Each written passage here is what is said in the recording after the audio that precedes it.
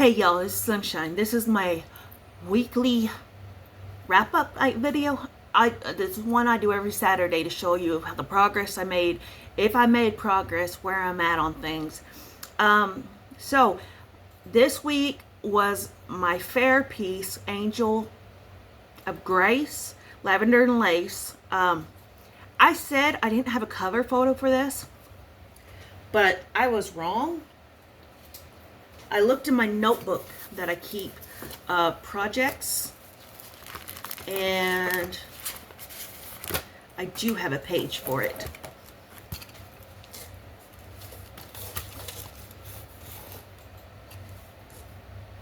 This is what she's supposed to look like. Now there's going to be a little bit of variation because I didn't have all the colors, so I put the next best color.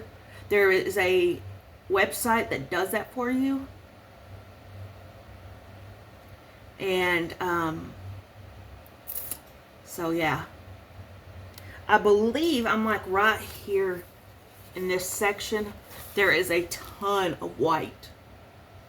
I'm glad I went ahead and tea-dyed the fabric myself, because if I put it on white fabric it would have been a nightmare, and I'm glad I had the sense to tea-dye that fabric, because it was already kind of like a grungy yellowish because it's old, I guess.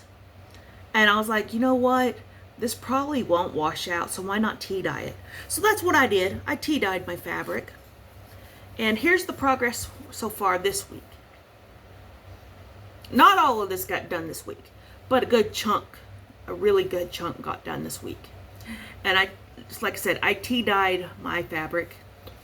I loosely used Stitching with the Housewives or something like that. Chelsea and Priscilla. I don't really know. I don't watch much of their stuff. But it came up and I watched the video and I was kind of like, we'll just wing it kind of from that video. But this, I want to keep going. I really want to keep going. But next week is my Cowboy Sunset. So if it gets down to crunch time, because I've got to get fair entries in towards the end of August. If it gets towards end of August, or even towards the end of June or July, everything's going to be dropped cross stitch wise to work on this. I really want to enter this. I think it's a good piece, and I think we can go far with this piece. Currently, I have 3 cross stitch pieces that are big pieces. I have Cowboy Sunset, which is a fairly decent piece. It's pretty big. I have my Heaven and Earth Designs, the Butterfly Rose Cross. So those are, Hade is humongous. I did a no background because this is my personal opinion, an opinion only. I feel the background on a lot of this can either be done with the same color fabric or take the background out completely. Now some pieces do need the background, I'll give you that, but a lot of it, the background is unnecessary, and a lot of confetti and a lot of headache. I ain't into that. So on this one, let me show you a picture. I got it with no background, and they offer that service.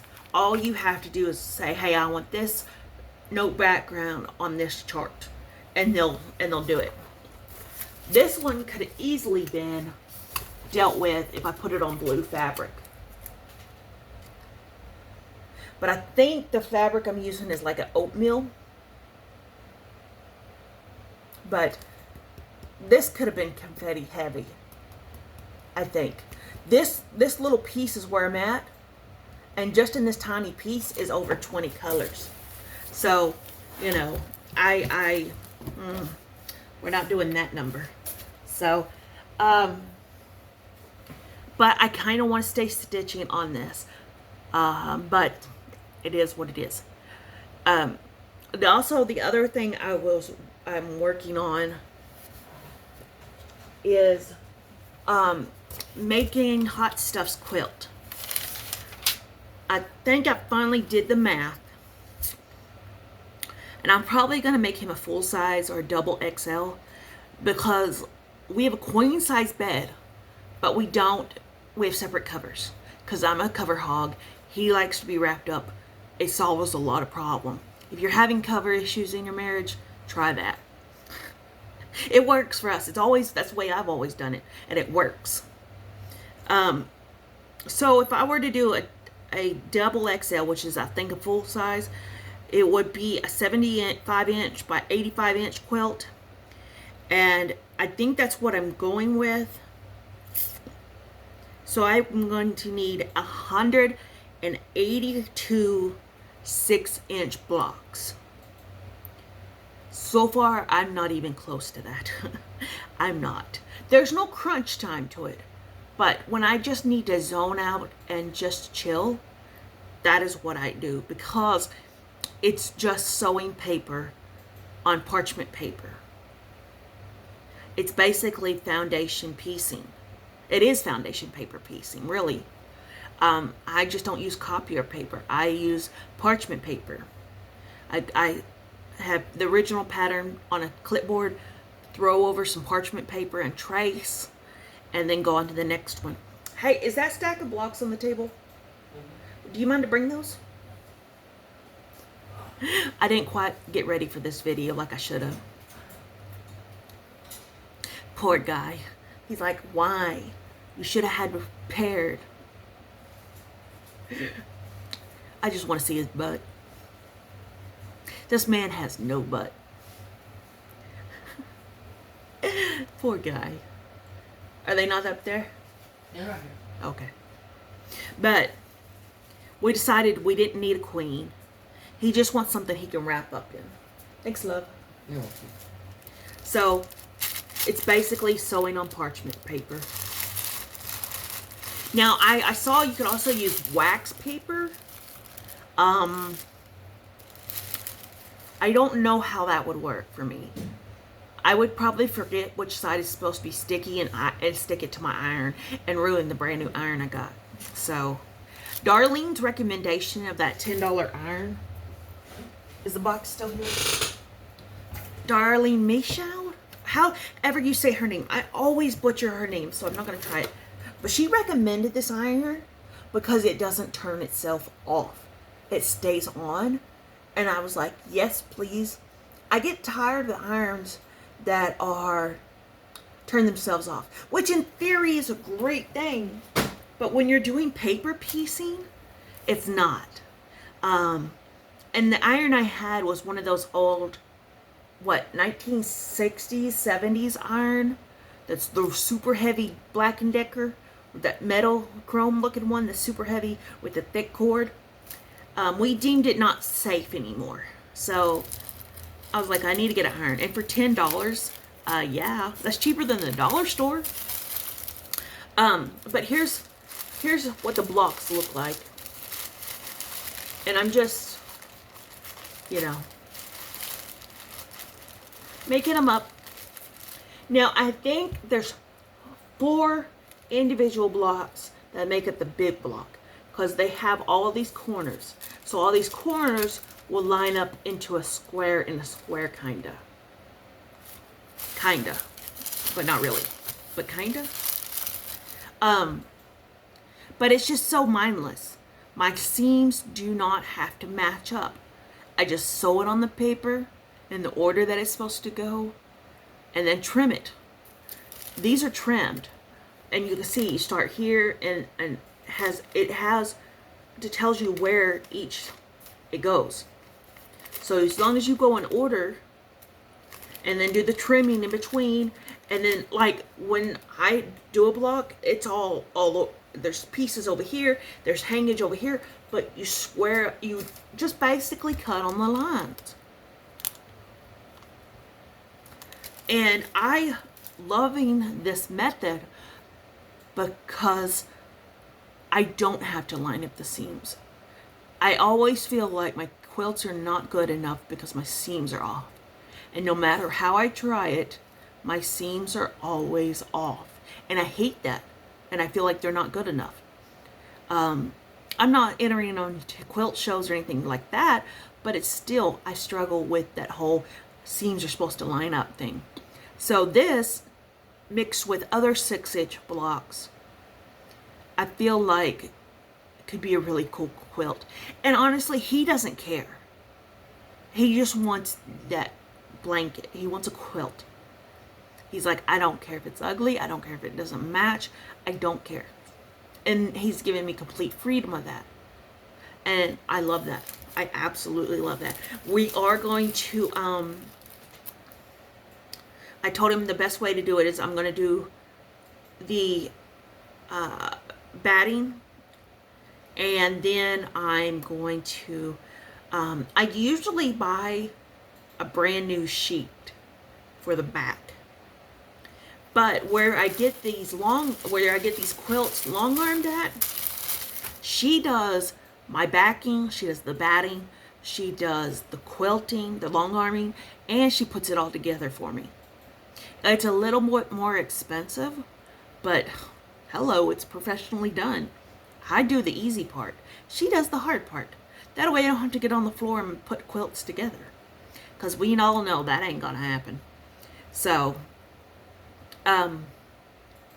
I did buy a scrap bundle off of eBay. It took like a week and a half to get here. And I paid like $6.50.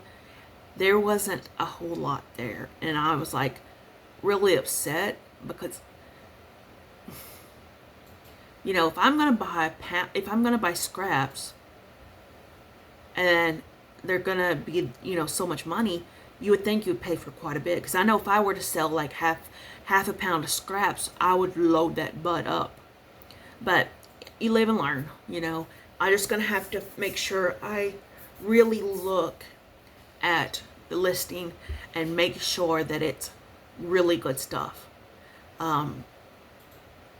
Because I have like crumb size pieces, but I don't have the bigger chunks. Because like this piece is bigger than a crumb, and it's bigger than a charm square. So, you know, I am cutting up crumb blocks for this. You know, this is one piece, but I'm making use of the crumb blocks, just so that I have enough fabric to do this. It's gonna probably take a while because I've got to purchase fabric where I can and when I can. And I just don't have a lot of random pieces. I do have some yardage, which I'm probably going to end up cutting up. It's not like I have anything else to really make for them. I saved some back for project bags that I've made, but I really don't need to go overboard in the project bag department. So, anyway, that is it. That's what I've got going. So next week, I will be starting continuing work on Cowboy Sunset. And y'all, it's gonna be hard to put this one down. Angel of Grace. I was terrified to do lavender and lace patterns or Nora Corbett's. I don't know if they're in the same realm or not, but I know lavender and lace, I was so terrified that there were going to be a lot of half stitches, quarter stitches, random stitches that I don't know. But so far, it's been whole stitches and pretty decent chunks of color. Not a lot of confetti, not a lot of massive chunks of color, just enough to keep you entertained. Does it make sense? Because I don't like changing colors a lot, but I get bored with huge chunks of colors. This one's just right. And I definitely am going to find more of these patterns. Supposedly, there's 2 other angels that go with this lavender and lace. I'm going to try to find them. Because if this one turns out really good, I want to do the rest of them. You know what I'm saying? So, anyway, Thank y'all so much for watching. Thank you for joining me. I hope y'all had a great weekend. And I will see you soon. Probably tomorrow or Monday. So, bye guys.